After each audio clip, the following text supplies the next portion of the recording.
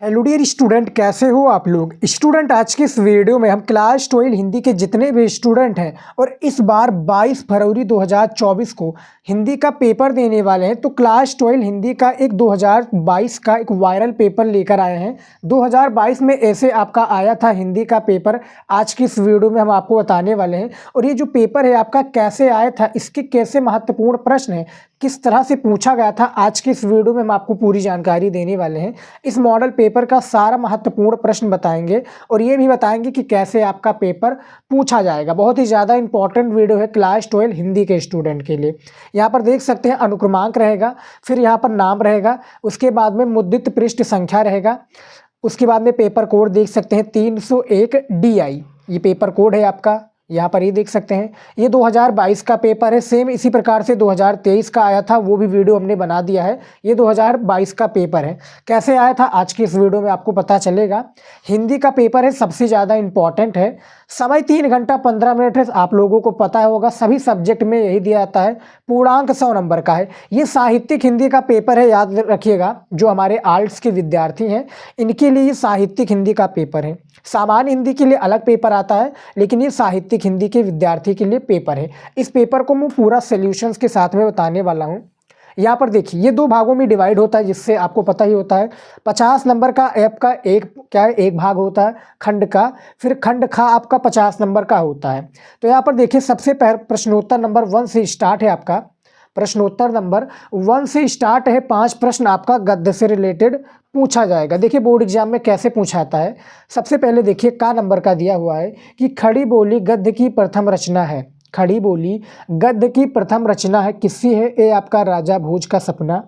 दूसरा है, यहाँ पर जो ऑप्शंस मैं बता रहा हूँ, ए आपका पहला है राजा भोज का सपना, दूसरा विकल्प है गौरा बादल की कथा, तीसरा है भाषा योग विशिष्ट, या चौथा हस्तमलक। तो इनमें से जो राइट आंसर हो जाएगा, खड़ी बोली गद्य की जो प्रथम रचना है गोरा बादल की कथा हो जाएगा राइट आंसर। यानी इनमें से आपका ये करेक्ट आंसर है। खा नंबर देखिए क्या है, शुक्लोत्तर युग के निबंधकार या साहित्यकार, यहाँ पर साहित्यकार हैं। ऑप्शन से आप देख सकते हैं, ऐसे ही ऑप्शन रहेगा। 10 प्रश्न आपका पूछा जाएगा। 5 प्रश्न आपका गद्य से पूछा जाएगा, 5 प्रश्न आपका पद्य से पूछा जाएगा, याद रखिएगा। यानी कवि और लेखक से रिलेटेड, जैसा कि मैं आपको बताते रहता हूं। और आपकी आज की इस वीडियो में आपको पता चल जाएगी कि कैसे क्वेश्चंस आते हैं, नॉर्मल आते हैं या हार्ड आते हैं, सारी चीज़ें इसमें पता चल जाएंगी। और ये पेपर के इंपॉर्टेंट क्वेश्चंस को सॉल्व कर लीजिए, क्योंकि रिपीटेड क्वेश्चन आपके जो रिपीटेड क्वेश्चन होते हैं ये आपके बोर्ड एग्जाम में सबसे ज़्यादा पूछे जाते हैं। हिंदी की मैं बात कर रहा हूँ।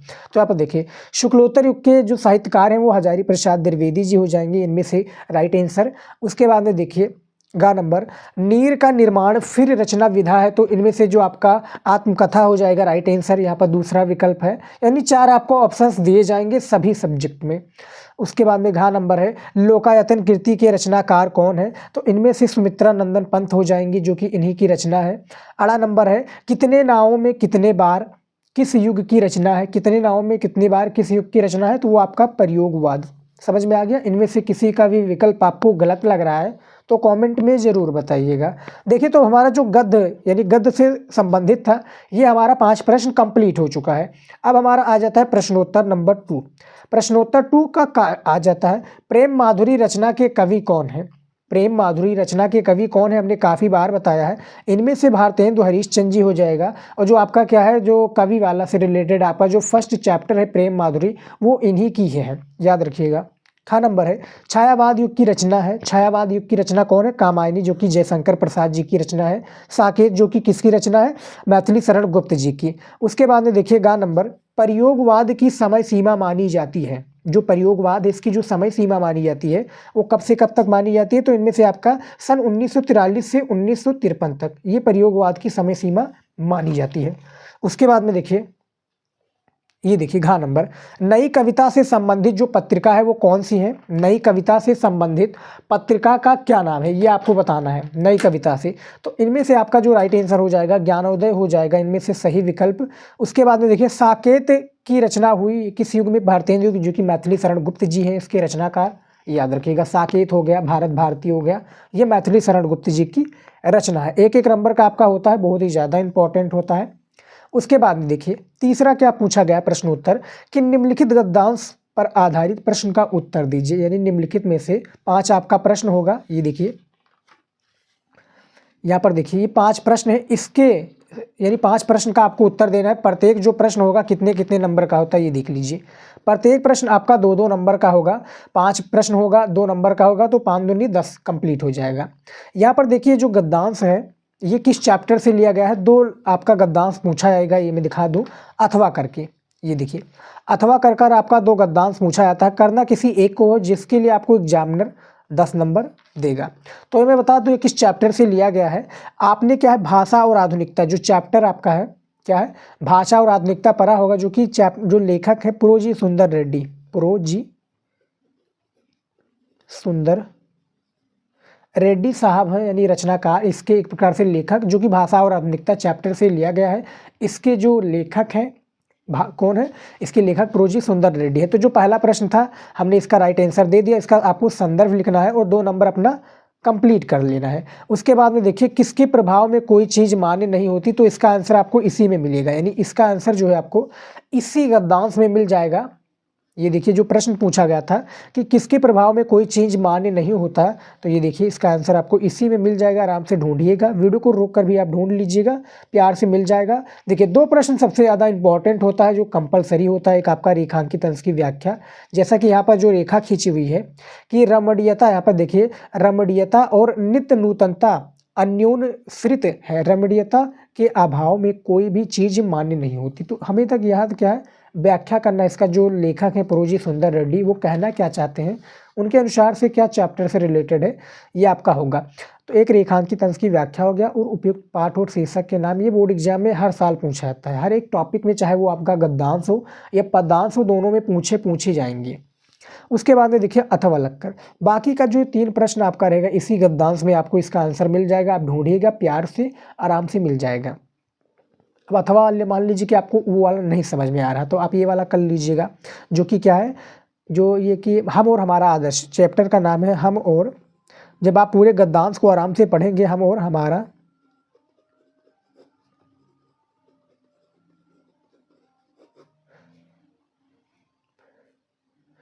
हमारा आदर्श, यानी इस चैप्टर से क्या है ये लिया गया है, यानी ये जो गद्यांश है इस चैप्टर से लिया गया। उसके लेखक कौन है हमें बताने की आवश्यकता नहीं है, कौन है, डॉक्टर APJ अब्दुल कलाम जी है। तो इसके भी आपको पढ़ना है। चैप्टर का नाम तो हमने बता दिया है क्या है, हम और हमारा आदर्श। इसके जो लेखक है डॉक्टर APJ अब्दुल कलाम जी हैं। रेखांकित अंश की व्याख्या इसमें भी करने की। यहाँ पर देखिए क्या पूछा गया है, देखिए क्या है, न्यूनतम से गुजारा करने और जीवन बिताने में भी निश्चित रूप से कोई हर्ज नहीं है, कोई क्या है हर्ज नहीं है। महात्मा गांधी ने ऐसा ही जीवन जिया था, महात्मा गांधी जी ने ऐसा ही जीवन जिया था। तो यानी इनमें से आपको दोनों में से किसी एक को करना है, जो आपको सही लगे वो आप कर लीजिएगा। आपका क्या है 10 नंबर कन्फर्म है। 6 नंबर देखिए, सॉरी 6 नहीं 4 नंबर दिया हुआ है कि निम्नलिखित पद्यांश पर आधारित प्रश्नों का उत्तर दीजिए। निम्नलिखित जो पद्यांश पर आधारित आपको निम्नलिखित प्रश्नों को आपको उत्तर देना है। 5 दूनी 10 यानी वही प्रोसेस है। यहाँ पर भी आपको क्या है 10 नंबर दिए जाएंगे। प्रत्येक प्रश्न के लिए 5 प्रश्न होंगे। ये देखिए 5 प्रश्न क्या दिया हुआ है। सबसे पहला का नंबर है कि उपयुक्त पद्यांश के पाठ और शीर्षक तथा कवि का नाम लिखें, यानी उपयुक्त जो पद्यांश के पाठ और शीर्षक कवि का नाम आपको लिखना है। यानी इसका तन तरुजा तटतमल इसके बारे में हमें बताना नहीं है, यमुना छवि से लिया गया है। इसके जो कवि हैं भारतेंदु हरिश्चंद्र जी हैं। यहाँ पर देखिए तरन तनुजा तट तमाल तरवर बहु छाए और झूके कुल शो जल परसन हित मनु सुहाए, इसके बारे में आपको बताना है। यानी जो 2 प्रश्न है कंपलसरी, जैसा कि हमने बताया था। उपयुक्त पद्यांश के पाठ और लेखक का नाम, तो यानी जो शीर्षक यानी पाठ का नाम है यमुना छवि, इसके कवि का नाम है भारतेंदु हरिश्चंद्र जी। तो 2 नंबर यहाँ पर आपका फिक्स हो जाएगा। कैसे आपको लिखना है संदर्भ और पद्यांश को, यानी संदर्भ कैसे लिखना है, गद्यांश को, पद्यांश को कैसे हल करना है, हमने अपना एक डेडिकेटेड वीडियो बनाया हुआ है, आप चैनल पर जाकर देख सकते हैं। उसके बाद में देखिए पद्यांश में प्रयुक्त अलंकारों के बारे में बताना है। बाकी का जो 3 प्रश्न है इसी से संबंधित रहेंगे, इसका आंसर आपको इसका देना है। अथवा करके इसमें भी आपका पूछा गया, दोनों में से जो आपको सही लगे वो आप कर लीजिएगा। जैसे कि घिर रहे थे घुंघराले बार अस अवलंबित मुख के पास, नील घन शावक से सुकुमार सुधा भरने की विधु के पास, और मुख पर वो क्या मुस्कान रख, यहाँ पर देखिए रक्त किशलय पल्ले विश्राम, अरुण की किरण अम्लान, यहाँ पर देखिए अरुण की किरण अम्लान अधिक अलसाई हो अविराम। तो ये श्रद्धा मनु चैप्टर से लिया गया है। इसके जो कवि हैं जयशंकर प्रसाद जी हैं। कवि का क्या नाम है प्यारे विद्यार्थी? जयशंकर प्रसाद जी। ये जो मॉडल पेपर है सबसे ज़्यादा इंपॉर्टेंट है और 2022 में ऐसे ही प्रश्न आपका आया था। पेपर को देख लीजिए तो आपका 30 से 40 नंबर इसी मॉडल पेपर के थ्रू आपका कंप्लीट हो जाएगा। जितना ज़्यादा आप मॉडल पेपर को हल करेंगे तो उतना ही ज़्यादा आपके लिए बेटर होगा। समझ में आ गया? उसके बाद में देखिए अगला क्वेश्चन, यहाँ पर देखिए का नंबर में यही पर यानी जो आपका पदनांश अथवा करके दिया हुआ था इसी का आपका आंसर है ये। समझ में आ गया? पांचवा प्रश्न देखिए क्या है, निम्नलिखित में से किसी एक लेखक की जीवनी पर क्या है, यहाँ पर देखिए 5 नंबर कि निम्नलिखित में से किसी एक लेखक की जीवनी साहित्य परिचय देते हुए उनकी रचनाओं तथा, यहाँ पर देखिए उनकी रचनाओं तथा भाषा शैली का उल्लेख करते हुए लिखिए। अधिकतम जो शब्द सीमा यानी एक जीवन परिचय के लिए आपको 80 शब्दों में जीवन परिचय देना है, जिसके लिए आपको एग्जामिनर 5 नंबर देगा। 3 नंबर आपका जीवन परिचय के लिए, 2 नंबर आपको रचनाएं या साहित्यिक परिचय के लिए मान लीजिए, तो ये आपका दिया जाएगा। तो जीवन परिचय आपको हजारी प्रसाद द्विवेदी जी का भी इंपॉर्टेंट है, प्रोजी सुंदर रेड्डी का भी इंपॉर्टेंट है और डॉक्टर एपीजे अब्दुल कलाम का भी इंपॉर्टेंट है। तो तैयार कर लीजिएगा, बोर्ड एग्जाम में आएगा, इस बार के बोर्ड एग्जाम में 2024 के। उसके बाद में देखिए निम्नलिखित में से किसी एक कवि का साहित्यिक परिचय देते हुए उनकी रचनाओं का उल्लेख कीजिए। वो लेखक का था, ये कवि का पूछा गया है। तो मैथिली शरण गुप्त जी आ चुके हैं, सुमित्रा नंदन पंत जी आ चुकी हैं, महादेवी वर्मा और जयशंकर प्रसाद भी आपका पूछा जा सकता है। फिलहाल आप ये 3 ही तैयार कर लेंगे तो आपका इनमें से एक ना एक आएगा और 5 नंबर आपको दिलाकर जरूर जाएगा। यहाँ पर भी वही सेम प्रोसेस है, 3 नंबर जीवन परिचय के लिए, 2 नंबर आपको साहित्यिक परिचय के लिए दिया जाएगा। उसके बाद में देखिए 6 नंबर में क्या पूछा गया है, कहानी के प्रमुख तत्वों के आधार पर पंचलाइट अथवा कर्मनाशा, यहाँ पर देखिए कहानी के प्रमुख तत्वों के आधार पर पंचलाइट अथवा कर्मनाशा की हार विशेषताओं का उल्लेख कीजिए। इनकी विशेषताएं के बारे में बताना है।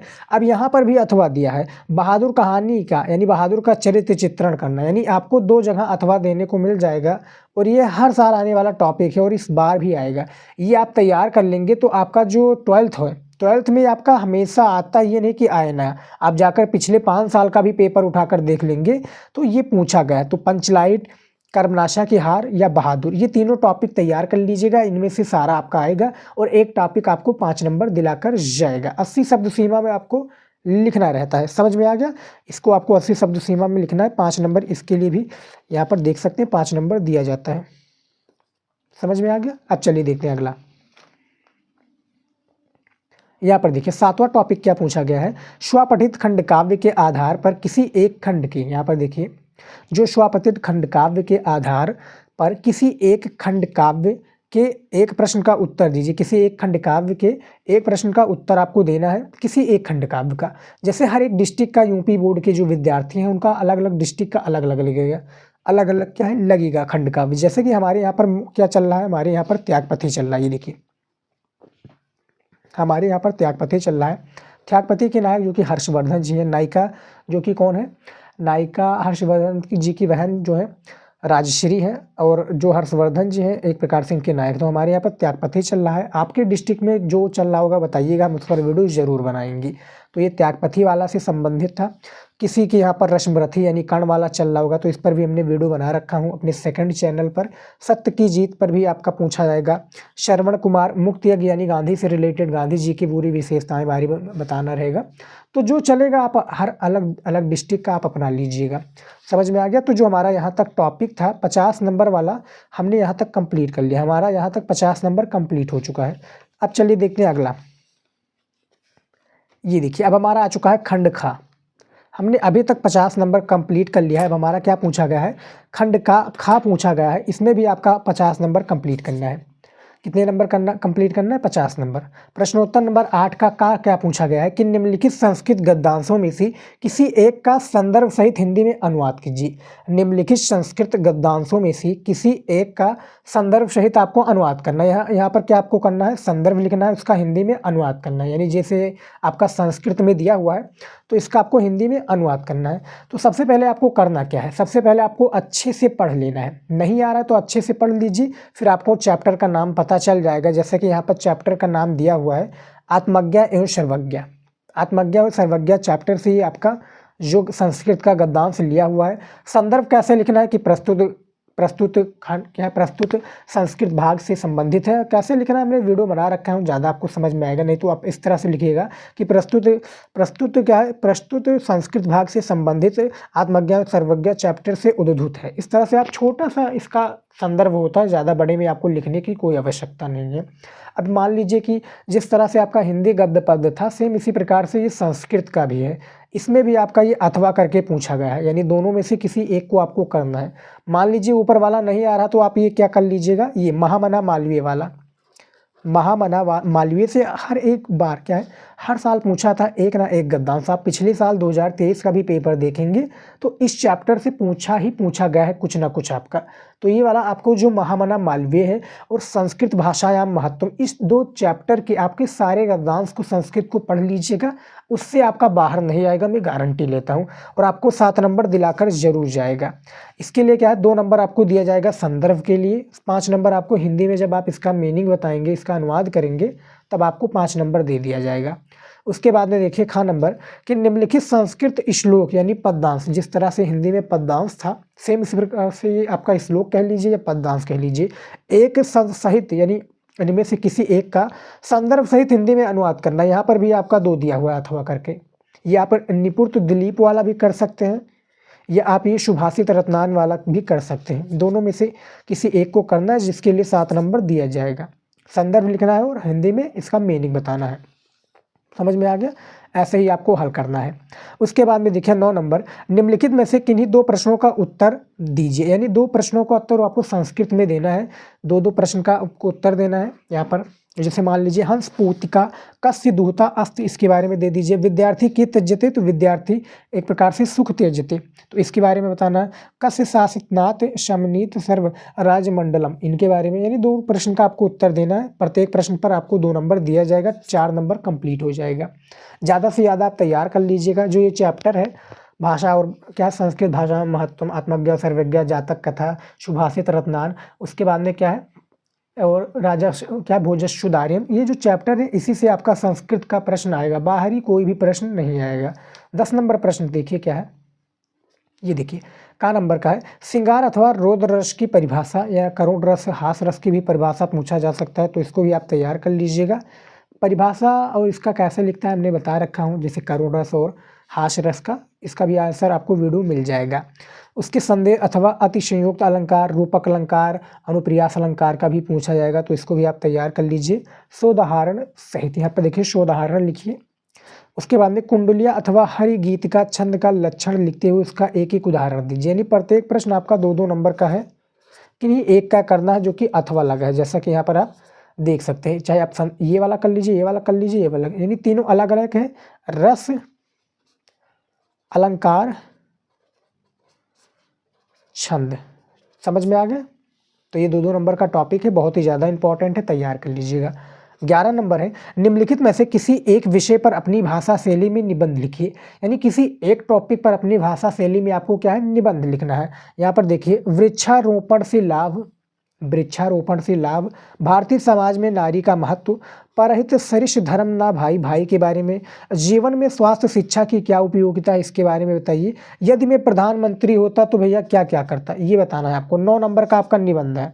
2 नंबर आपको क्या प्रस्तावना है इसके बारे में देना है। 9 और 7 नंबर आपको पूरा डिटेल में, यानी एक प्रकार से जो हेडिंग्स लिखेंगे उस पर आपको दिया जाएगा। तो ये निबंध के ऊपर भाषा शैली में लिखना है, और बोर्ड एग्जाम में अपनी भाषा शैली में भी आपका क्या है, निबंध पूछा जाएगा कि अपनी भाषा शैली में निबंध लिखिए, या किसी मेले का या क्रिकेट का आंखों देखा वर्णन भी पूछा जाएगा, तो तैयार कर लीजिएगा, इंपॉर्टेंट है। उसके बाद में देखिए